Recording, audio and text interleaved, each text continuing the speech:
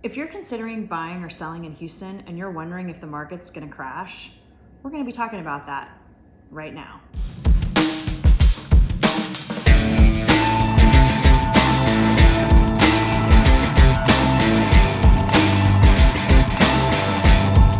Hey, this channel is all about, if you're new here, if this is your first time watching one of our videos, this channel is all about the good, the bad, the ugly, the ins and outs of living here in Houston, Texas.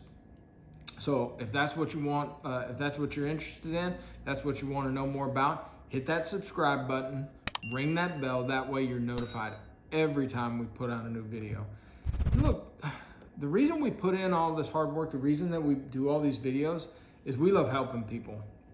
Drew's been doing this for about 20 some odd years, and we get so many calls, so many emails, so many text messages, and we love it. We love helping people. So when you or anybody you know are ready to buy or sell here in the Houston area, give us a call, send us a text message, send us an email, whatever you want to do. We just love to help folks. So. We do. So today we're going to be talking about Did you ask him to like and subscribe? Yeah, I did. Hit that subscribe button, ring that bell, that way you're notified. Boss lady here is getting on me. I'm pretty sure I did. So, you're hearing all this. You hear everything from people are putting out videos. We watched it earlier today. Doom and gloom. Don't buy until 2023 and everything's going to crash. And you also hear a lot of people pumping sunshine. We're not in a recession and everything's fine here. And now's a great time to buy. Now's a great time to buy. The real question, I think, is the market shifting? The answer is yes. Yes, the market is definitely shifting, but we just wanted to take some time to show you share with you some real facts and some great stories about what we're seeing in Houston today. Well, what we're seeing on the ground, right? So everybody can speculate about what's going to happen in the future. We all have our opinions, but I don't think anybody really ultimately knows. So we're just going to tell you what we're seeing and give you some insight into, what to expect when buying or selling, property here in Houston. Yeah. So I think that one of the first in this market. So one of the first questions that a lot of people have, and one of the first things that people are always asking me about, is the interest rates. Oh my gosh, the interest rates went from whatever they were to sub 3%, which is next to nothing or absolutely nothing, and now they're hovering somewhere around 4.5, 5.5ish, 5ish, right? As of today, as of filming today. So you were actually running some numbers and talking through what that actually looks like, the increase in interest rates, which obviously reduces purchasability.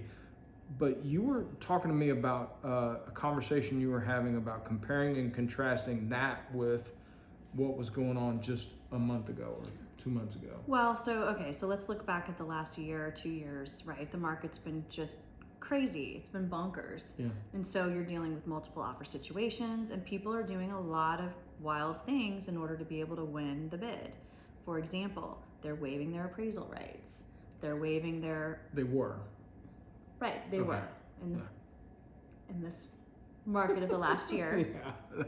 Waiving their appraisal rights, waiving their inspection period, doing some real crazy things that would not be wise just to win the bid, right? Right. So what happens is you wind up overpaying perhaps for a property.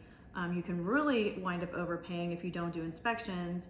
And when you close on it and move in and find out you've got, underground plumbing leak, for example, and it costs you $40,000 to, replace the underground plumbing, or you need a new roof or whatever. It could be just about anything. Mm-hmm. But then not only that, but also a lot of people waiving bidding. I think we've seen upwards of, depending upon the price range, upwards of over $100,000 or so above ask price. And then also to get that deal done, they were having to waive their appraisal rights. Right?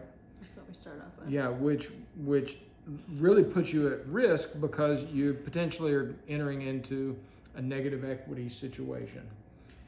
But you were looking at some of the numbers of what does an actual 1%, 2% increase in interest rates. Well, you have to evaluate the cost of that, right? So your buying power definitely is a little bit less depending on your financial situation, right? Because, if you want to avoid paying the PMI, the private mortgage insurance, you typically, and with most loans, are going to have to put down 20%. Yeah. So, if you're having to pay more, there's more out of pocket. And then if you're waiving your appraisal rights, there's definitely even more cash because you're going to have to bring the difference. So let's say you're buying a house for $800,000, and it only appraises for $750,000.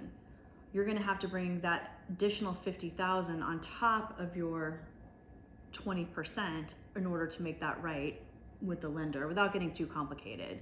Right. So there's a lot of hidden costs in those wild markets. So as things are shifting now, we're going to look at some of the positives of, what this shift means and what it looks like. But actually, we were going to talk about something else first. Go ahead. So we're going to talk about why we think the market is shifting and what we're seeing that tells us that it is. So first of all, we see interest rates going up, which is lowering, buying power for some people, Everybody. for a lot of people. We're also seeing agents holding a lot more open houses. We're seeing, which before they didn't have to. I mean, they might hold them open on the first day or weekend just to get as many people in and drive up the price as much as possible. Yeah. But you definitely weren't seeing people holding open houses during the week, and multiple open houses, which now we're seeing that again. We're actually seeing them advertise open houses. The other thing is Price reductions. The days on market, they're not flying off The first week. the shelf the way that they were. We're also seeing an increase in inventory. So we've really been struggling because there's been like a month's worth of inventory. So we had really high demand and really low supply, which was what was driving that crazy market. So now we're up to a little over 2 months of inventory, which is still very, very little. Yeah. So the market is still, in my opinion, here in Houston, quite strong. Well, it's not just your opinion. So you've been doing this for 20 some odd years. A stable, every economist, every NAR pushes out there that a stable market is what? 6 months? Well, a normal market, right? Normal is market. 6 months. Right. So that's not a buyer's market. That's not a seller's market. That's just a normal, stable market is about 6 months of inventory, right? Which is a little bit more of a buyer's market for sure. Okay. We've been in a seller's market, and so things are shifting for sure. Inventory is going up, interest rates are going up. So while interest rates are up, you have a bigger selection because I think it's been harder for people, to find their dream home because there's been so little to choose from. And then you're competing with so many other people. I'll give you an example. So I started working with this one family who's moving here from the Northeast. We put our first offer in on a property back in the spring. We were competing against 30 other buyers, and we lost it, even though it was a phenomenal offer that we put in, and they're very solid financially. It was a great offer, well over list price, and they still lost out on it. Well, here we are, beginning of August, and we're still putting in offers on houses. Right. What they're looking for, granted, is very specific. Apparently there are a lot of other people that are looking for what they're looking for, and there's still very little inventory. So whereas we were competing with 30 people on each offer, now we're competing with roughly 5 people. Right. So, it's getting better, and I feel like we're gonna, find the right house. And I'm a big believer, right house, right time. If you don't win out on it, there's usually a reason. Yeah.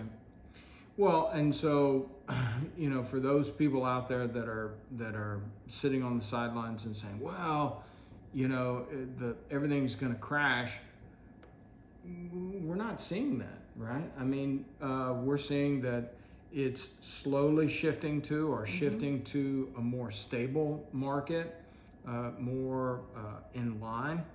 And then also, you've lived through this before. You started just after the 01, the 2001 crash, right, the .com, but you've been through the 08 crash, 08, 09. I've seen a lot of different markets. Right. And Houston is a little bit different than the rest of the country. So nationally, I think you are going to see different things. And it's important to watch and really understand the Houston market and Texas in general versus other states. Because what's happening in California or New York is going to be very different than what's happening here.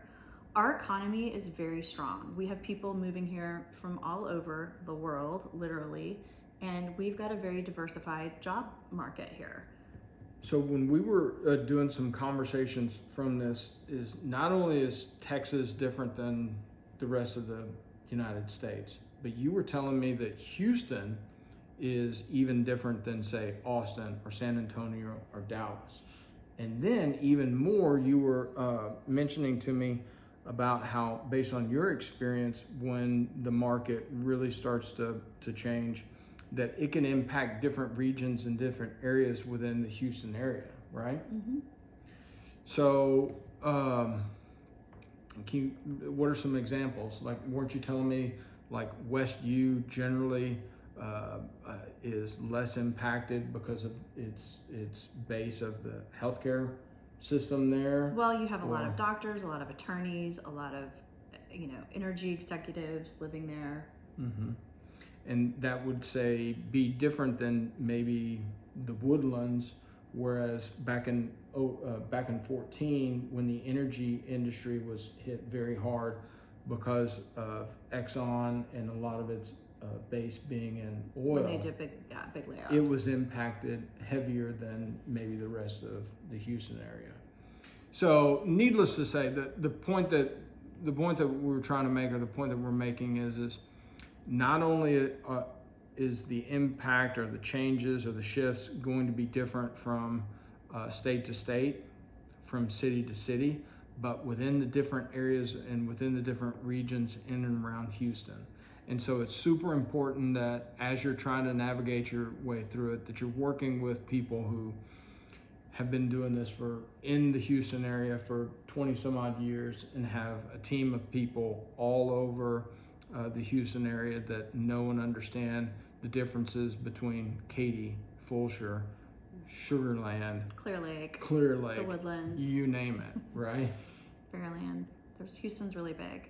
Yeah. And I want to get back to before we close out and just make a practical point, because when the market starts shifting, it's happening, and sometimes sellers, we're seeing a lot of sellers who haven't quite adapted or accepted that the market is shifting yet.